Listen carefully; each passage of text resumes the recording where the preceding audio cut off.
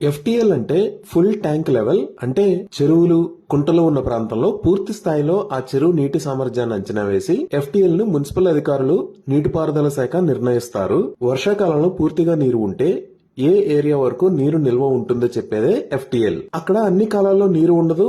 దీంతో చాలా మంది వాటిని ఆక్రమించి నిర్మాణాలు చేస్తారు. నీరు లేకపోయినా సరే ఆ ప్రాంతం ఎఫ్టీఎల్ పరిధిలోకి వస్తుంది. ఎఫ్టీఎల్ పరిధిలో పట్టా భూములున్నా సరే అందులో వ్యవసాయం మాత్రమే చేసుకోవచ్చు.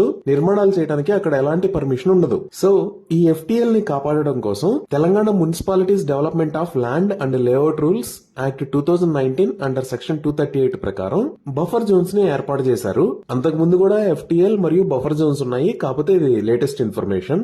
సో ఒక చెరువు సైజు 10 హెక్టార్స్ అంటే సుమారుగా 25 ఏకర్స్ కన్నా ఎక్కువ ఉంటే ఆ చెరువు బోర్డర్ నుంచి 30 మీటర్స్ దాకా ఎలాంటి కన్స్ట్రక్షన్ చేయకూడదు. అదే 10 హెక్టార్స్ కన్నా తక్కువ ఉంటే 9 మీటర్స్ దాకా ఎలాంటి కన్స్ట్రక్షన్ చేయకూడదు. అలానే 10 మీటర్స్ విడ్త్ ఉన్న నాలా ఉంటే ఆ నాలాకి ఇరుపక్కల 9 మీటర్స్ దాకా బఫర్ జోన్ ఉంటుంది. అక్కడ ఎలాంటి కన్స్ట్రక్షన్ చేయకూడదు. అదే 10 మీటర్స్ లోపు విడ్త్ ఉన్న నాలా ఉంటే బఫర్ జోన్ అనేది 2 మీటర్స్ దాకా ఉంటుంది. అలానే ఏమైనా నదులు ఉంటే ఈ నదులకి 15 మీటర్స్ దాకా రెండు పక్కల బఫర్ జోన్ ఉంటుంది.